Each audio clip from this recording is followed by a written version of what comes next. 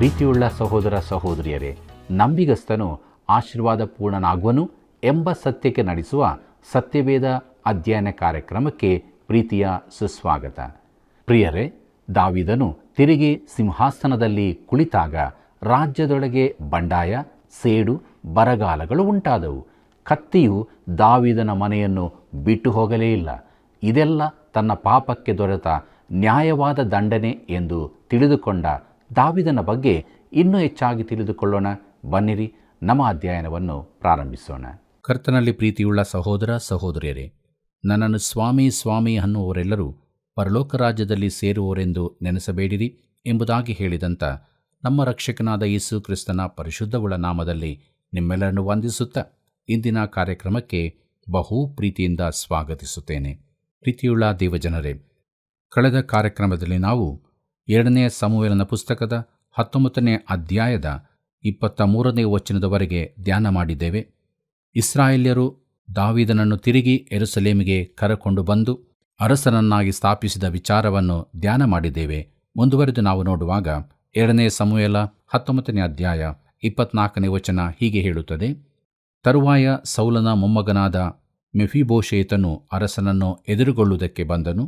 ಅರಸನು ಯೆರೂಸಲೇಮನ್ನು ಬಿಟ್ಟಂದಿನಿಂದ ಸುರಕ್ಷಿತನಾಗಿ ಹಿಂದಿರುಗುವವರೆಗೂ ಇವನು ತನ್ನ ಕಾಲುಗಳನ್ನು ಕಟ್ಟಿಕೊಂಡಿದ್ದಿಲ್ಲ, ಮೀಸೆಯನ್ನು ಕತ್ತರಿಸಿದ್ದಿಲ್ಲ, ಬಟ್ಟೆಗಳನ್ನು ಒಗೆಸಿಕೊಂಡಿದ್ದಿಲ್ಲ ಎಂಬುದಾಗಿ. ಪ್ರೀತಿಯುಳ್ಳ ದೇವಜನರೇ, ದಾವೀದನ ಮೇಲಿನ ಅಭಿಮಾನದಿಂದಾಗಿ ಮೆಫೀಬೋಶೇತನು ದಂಗೆಯಲ್ಲಿ ಸೇರಿರಲಿಲ್ಲ. ಅವನು ದಾವೀದನಿಗೆ ನಂಬಿಗಸ್ತನಾಗಿ ಉಳಿದು ಈ ಎಲ್ಲ ಅವಧಿಯಲ್ಲಿ ಉಪವಾಸವಿದ್ದು ದಾವೀದನಿಗಾಗಿ ಪ್ರಾರ್ಥಿಸುತ್ತಿದ್ದನು. ಇಂಥ ಸ್ನೇಹಿತರಿರುವುದು ಎಷ್ಟು ಒಳ್ಳೆಯದಲ್ಲವೋ. ಮುಂದಕ್ಕೆ ನಾವು ನೋಡೋಣ. 2ನೇ ಸಮುವೇಲ 19ನೇ ಅಧ್ಯಾಯ 25ನೇ ವಚನದಿಂದ 28ನೇ ವಚನದವರೆಗೆ. ಅಲ್ಲಿ ಹೀಗೆ ಬರೆದದೆ: ಇವನು ಯೆರೂಸಲೇಮಿನಿಂದ ಅರಸನ ದರ್ಶನಕ್ಕೆ ಬಂದಾಗ ಅರಸನು, ಮೆಫೀಬೋಶೇತನೇ, ನೀನು ನನ್ನ ಸಂಗಡ ಯಾಕೆ ಬರಲಿಲ್ಲ ಎಂದು ಕೇಳಲು ಅವನು, ನನ್ನ ಒಡೆಯನೇ, ಅರಸನೇ, ನನ್ನ ಸೇವಕನು ನನ್ನನ್ನು ವಂಚಿಸಿದನು. ಕುಂಟನಾದ ನಾನು ಅವನಿಗೆ, ಕತ್ತೆಗೆ ತಡಿ ಹಾಕು, ನಾನು ಕೂತುಕೊಂಡು ಅರಸನ ಜೊತೆಯಲ್ಲಿ ಹೋಗಬೇಕು ಎಂದು ಆಜ್ಞಾಪಿಸಿದೆನು. ಅವನು ಹಾಗೆ ಮಾಡದೆ ನನ್ನ ಒಡೆಯನಾದ ಅರಸನ ಬಳಿಗೆ ಬಂದು ನನ್ನ ವಿಷಯದಲ್ಲಿ ಚಾಡಿ ಹೇಳಿದನು. ಅರಸನು ದೇವದೂತನ ಹಾಗಿರುತ್ತಾನೆ, ತನಗೆ ಸರಿ ಕಂಡದನ್ನು ಮಾಡಲಿ. ನನ್ನ ತಂದೆಯ ಮನೆಯವರೆಲ್ಲರೂ ಅರಸನಾದ ನನ್ನ ಒಡೆಯನ ದೃಷ್ಟಿಯಲ್ಲಿ ಮರಣಪಾತ್ರರಾಗಿದ್ದರು. ಆದರೂ ಅವನು ತನ್ನ ಸೇವಕನಾದ ನನ್ನನ್ನು ಭೋಜನಕ್ಕೆ ತನ್ನ ಪಂಕ್ತಿಯಲ್ಲಿ ಕುಳ್ಳಿರಿಸಿಕೊಂಡನು. ಅರಸನಿಗೆ ಹೆಚ್ಚಾಗಿ ಮೊರೆಯಿಡುವುದಕ್ಕೆ ನಾನೇನು ಯೋಗ್ಯನೋ ಎಂದು ಉತ್ತರ ಕೊಟ್ಟನು ಎಂಬುದಾಗಿ. ಪ್ರೀತಿಯುಳ್ಳ ದೇವಜನರೇ, ಮೆಫೀಬೋಶೇತನು ಹೇಳುತ್ತಾನೆ, ನಾನು ನಿನಗೆ ದ್ರೋಹ ಮಾಡಿದೆನೆಂದು ನೀನು ನೆನೆಸುವುದಾದರೆ ನನ್ನ ಕುರಿತು ನಿನಗೆ ಸರಿ ಕಂಡಂತೆ ಮಾಡು. ನಿನ್ನಿಂದ ಹೆಚ್ಚಿನದನ್ನು ಕೇಳುವ ಯೋಗ್ಯತೆ ನನ್ನಲ್ಲಿಲ್ಲ ಎಂದು. ಮುಂದಕ್ಕೆ ನಾವು ನೋಡೋಣ.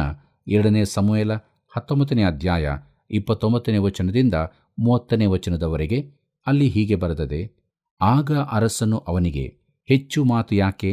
ನೀನು ಚೀಬನು, ಹೊಲವನ್ನು ಭಾಗ ಮಾಡಿಕೊಳ್ಳಬೇಕೆಂಬುದೇ ನನ್ನ ತೀರ್ಪು ಎಂದು ಹೇಳಿದನು.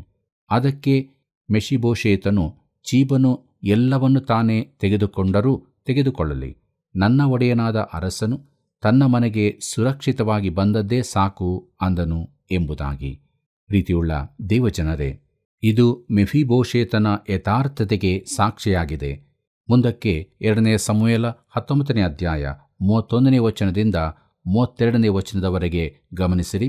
ಅಲ್ಲಿ ಹೀಗೆ ನೋಡುತ್ತೇವೆ: ಇಲ್ಯಾದ್ಯನಾದ ಬರ್ಜಿಲ್ಲೆ ಎಂಬವನು ಅರಸನನ್ನು ಸಾಗ ಕಳಿಸುವುದಕ್ಕಾಗಿ ರೋಗೇಲಿಮಿನಿಂದ ಯೋರ್ದಾನಿಗೆ ಬಂದಿದ್ದನು. ಇವನು 80 ವರ್ಷದ ಮುದುಕನು. ಇವನು ಬಹು ಶ್ರೀಮಂತನಾಗಿದ್ದರಿಂದ ದಾವೀದನು ಮಹನಯಿಮಿನಲ್ಲಿದ್ದ ಕಾಲದಲ್ಲೆಲ್ಲ ಅವನ ಜೀವನಕ್ಕೆ ಬೇಕಾದದನ್ನು ಇವನೇ ಒದಗಿಸಿಕೊಡುತ್ತಿದ್ದನು ಎಂಬುದಾಗಿ. ಪ್ರೀತಿಯುಳ್ಳ ದೇವಜನರೇ, ಗಿಲ್ಯಾದ್ಯನಾದ ಬರ್ಜಿಲ್ಲೆಯು ಬೇರೆ ದೇಶದ ಶ್ರೀಮಂತ ವ್ಯಕ್ತಿಯಾಗಿದ್ದನು.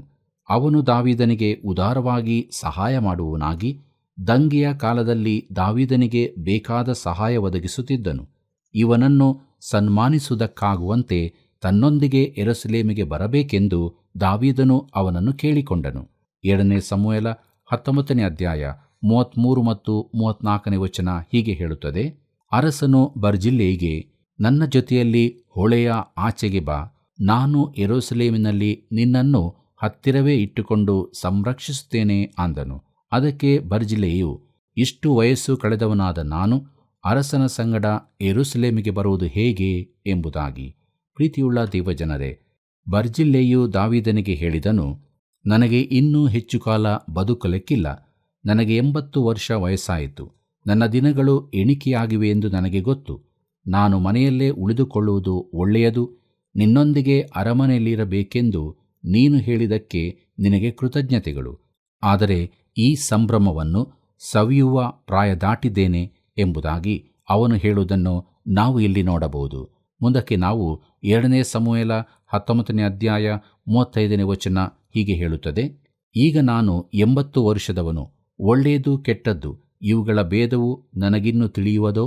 ನಿನ್ನ ಸೇವಕನಾದ ನನಗೆ ಅನ್ನಪಾನಗಳ ರುಚಿಯು ಗೊತ್ತಾಗುವುದೋ?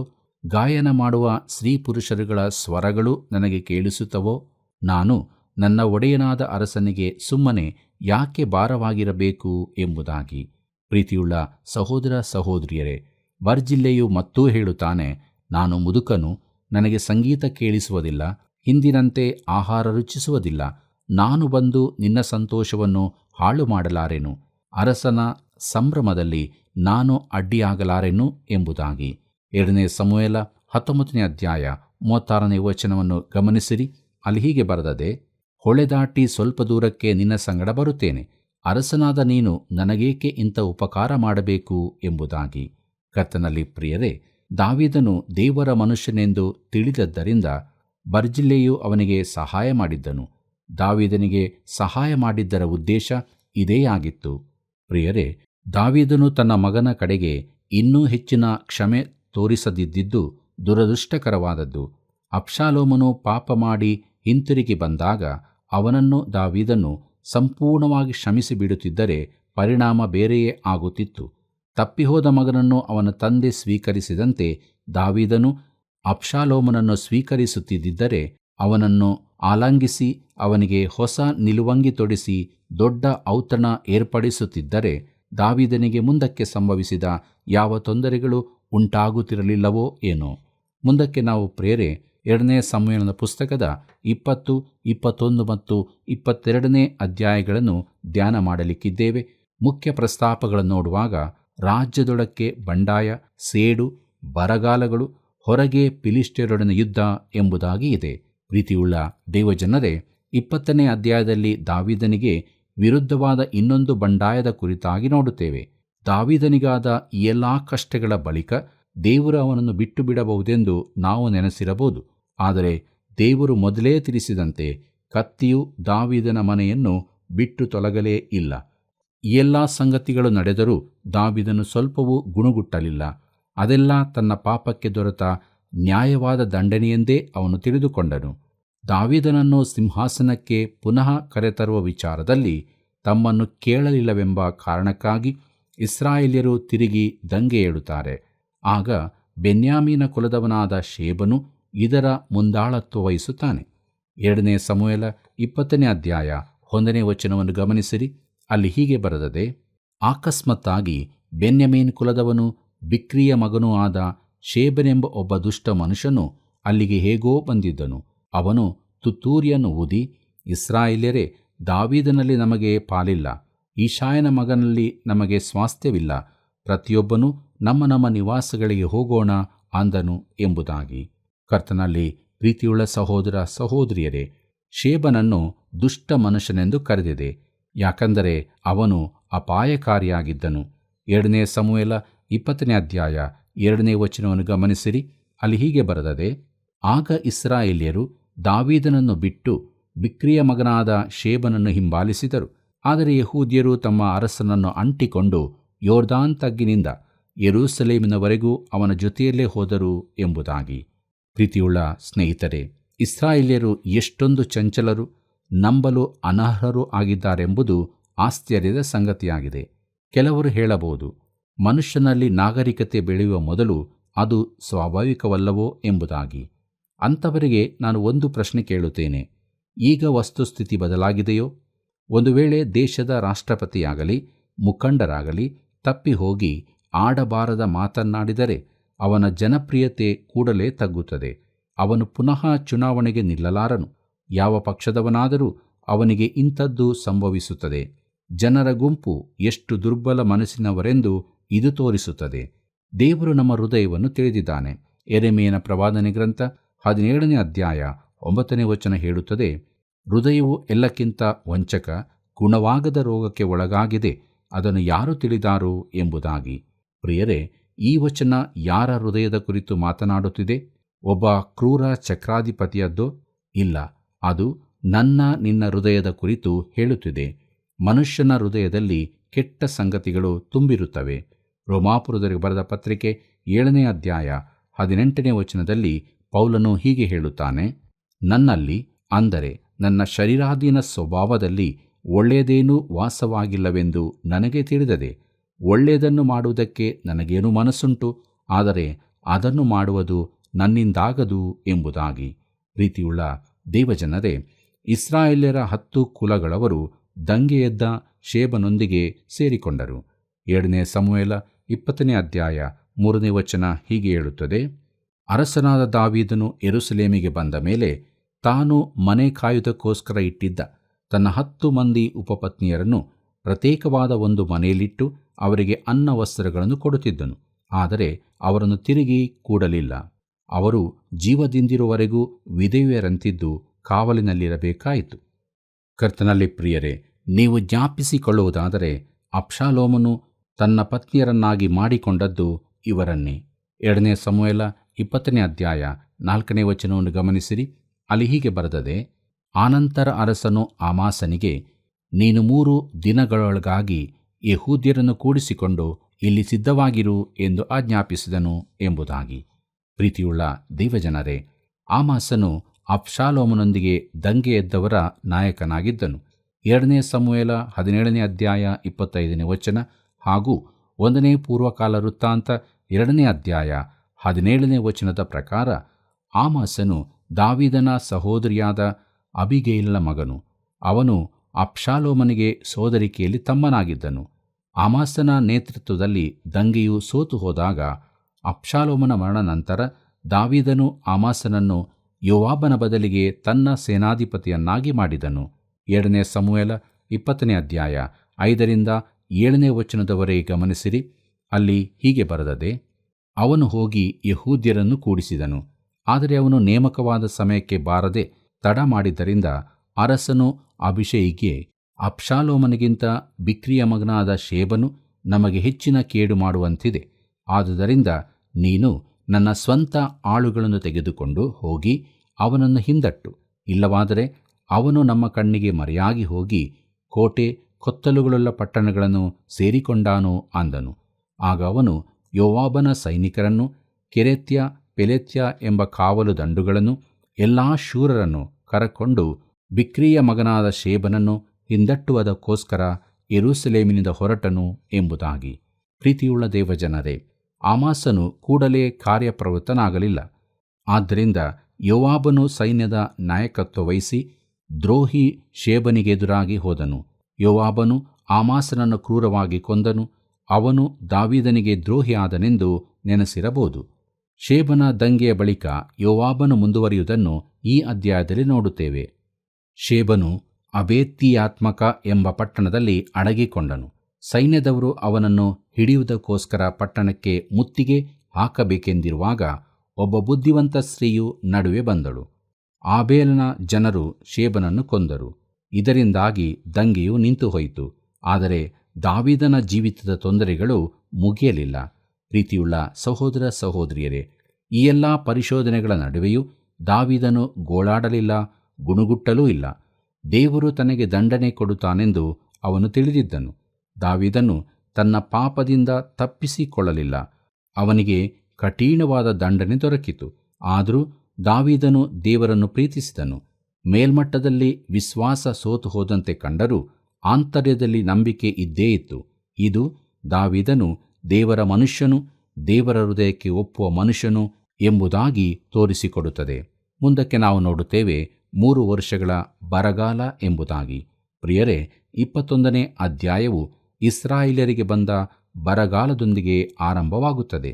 2ನೇ ಸಮುವೇಲ 21ನೇ ಅಧ್ಯಾಯ 1ನೇ ವಚನ ಹೀಗೆ ಹೇಳುತ್ತದೆ, ದಾವೀದನ ಕಾಲದಲ್ಲಿ 3 ವರ್ಷಗಳವರೆಗೂ ಬಿಡದೆ ಬರವಿತ್ತು.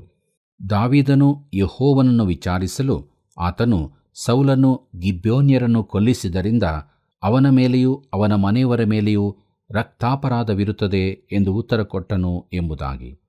ಪ್ರೀತಿಯುಳ್ಳ ದೇವಜನರೇ, ಬರಗಾಲಕ್ಕೆ ದೇವರು ಕೊಡುವ ಕಾರಣ ವಿಚಿತ್ರವಾದದ್ದು, ಆದರೆ ಅದರಲ್ಲಿ ನಮಗೊಂದು ಪಾಠವಿದೆ. 2 ಸಮುವೇಲ 21 ಅಧ್ಯಾಯ 2 ವಚನದಿಂದ 7 ವಚನದವರೆಗೆ ಗಮನಿಸಿರಿ. ಅಲ್ಲಿ ನಾವು ಹೀಗೆ ನೋಡುತ್ತೇವೆ: ಗಿಬ್ಯೋನ್ಯರು ಇಸ್ರಾಯೇಲ್ ಕುಲಗಳವರಿಗೆ ಸೇರಿದವರಲ್ಲ, ಸಂಹೃತರಾಗದೆ ಉಳಿದ ಅಮೋನಿಯರಷ್ಟೇ. ಇಸ್ರಾಯೇಲ್ಯರು ತಾವು ಅವರನ್ನು ಕೊಲ್ಲುವುದಿಲ್ಲವೆಂದು ಪ್ರಮಾಣ ಮಾಡಿದ್ದರು. ಆದರೂ ಸೌಲನು ಇಸ್ರಾಯೇಲ್ ಮತ್ತು ಯೆಹೂದ ಕುಲಗಳ ಮೇಲೆ ತನಗಿದ್ದ ಅಭಿಮಾನದ ದೆಸೆಯಿಂದ ಇವರನ್ನು ನಿರ್ನಾಮಗೊಳಿಸಬೇಕೆಂದಿದ್ದನು.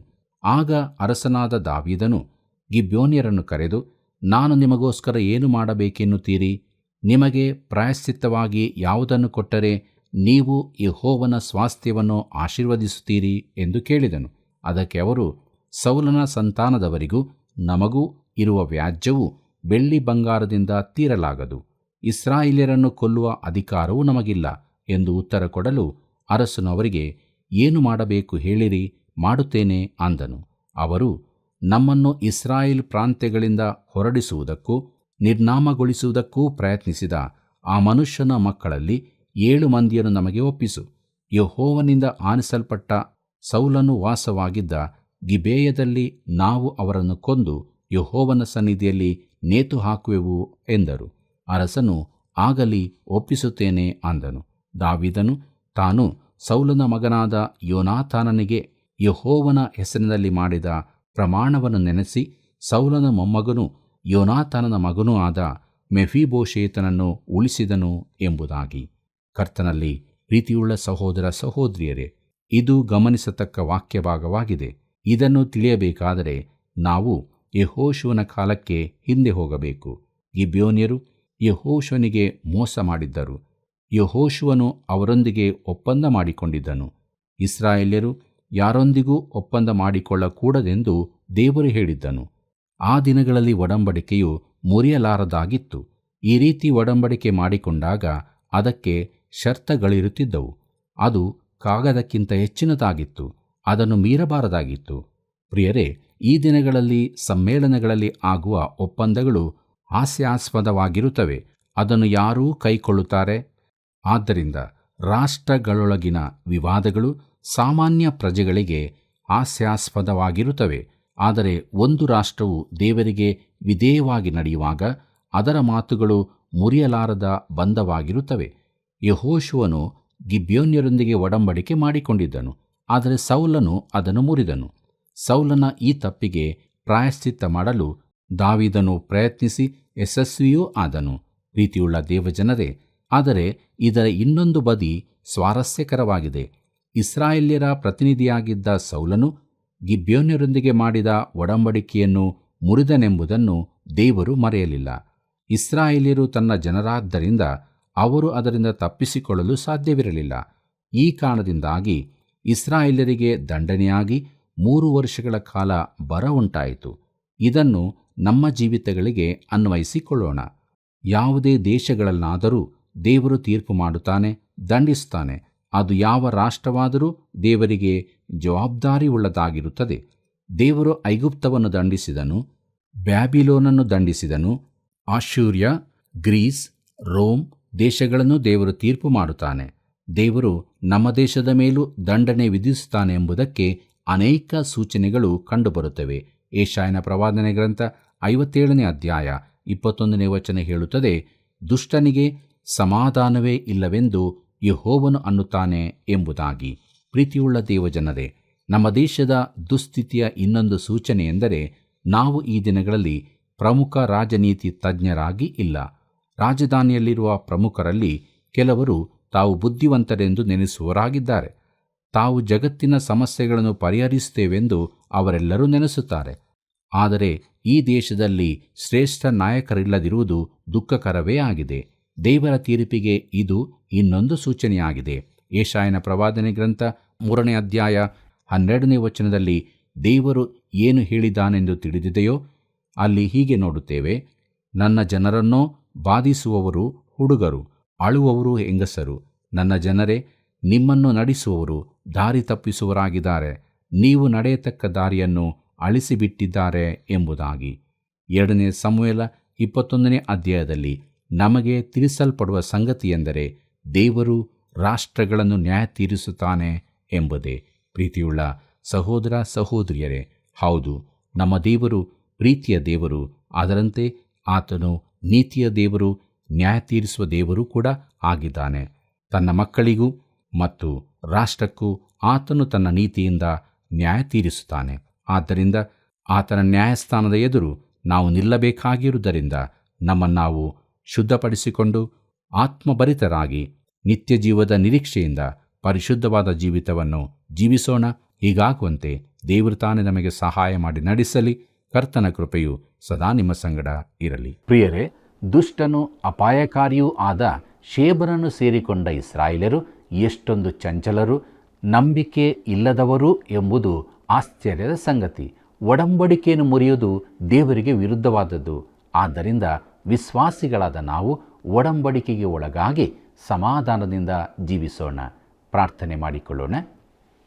ಕೃಪಾಳು ದೇವರೇ, ನಿನ್ನ ಪಾದ ಬಳಿಯಲ್ಲಿ ಕೂತು ನಿನ್ನ ವಾಕ್ಯವನ್ನು ಧ್ಯಾನಿಸುವಂಥ ಅವಕಾಶ ಕೊಟ್ಟು ನಡೆಸಿದ್ದಕ್ಕಾಗಿ ಸ್ತೋತ್ರ. ನಾವು ಕೇಳಿದಂಥ ಸತ್ಯಗಳನ್ನು ನಮ್ಮದಾಗಿ ಮಾಡಿಕೊಂಡು ಜೀವಿಸುವುದಕ್ಕೆ ಆತ್ಮನ ಬಲವನ್ನು ಕೊಡು ಸ್ವಾಮಿ. ನಮ್ಮ ನಂಬಿಕೆಯನ್ನು ಬಲಪಡಿಸು. ಎಂದಿಗೂ ನಾವು ಚಂಚಲರಾಗದಂತೆ ವಿಶ್ವಾಸದಲ್ಲಿ ದೃಢಚಿತ್ತದಿಂದ ಮುಂದುವರಿಯುವುದಕ್ಕೆ ಸಹಾಯ ಮಾಡು. ನಮ್ಮೆಲ್ಲ ಶೋತೃ ಬಾಂಧವರನ್ನು ಆಧರಿಸಿ ಬಲಪಡಿಸಿ ನಡೆಸು. ಯೇಸುವಿನ ನಾಮದಲ್ಲಿ ಬೇಡಿದ್ದೇವೆ ತಂದೆಯೇ, ಆಮೇನ್. ಪ್ರಿಯರೇ, ಇಂದಿನ ಕಾರ್ಯಕ್ರಮವು ಎಷ್ಟೊಂದು ಅರ್ಥಗರ್ಭಿತವಾಗಿತ್ತಲ್ಲವೇ? ನಿಮ್ಮ ಅಭಿಪ್ರಾಯಗಳನ್ನು ನಮಗೆ ತಿಳಿಯಪಡಿಸಿರಿ. ತಿರುಗಿ ನಾವು ಭೇಟಿಯಾಗೋಣ. ವಂದನೆಗಳು.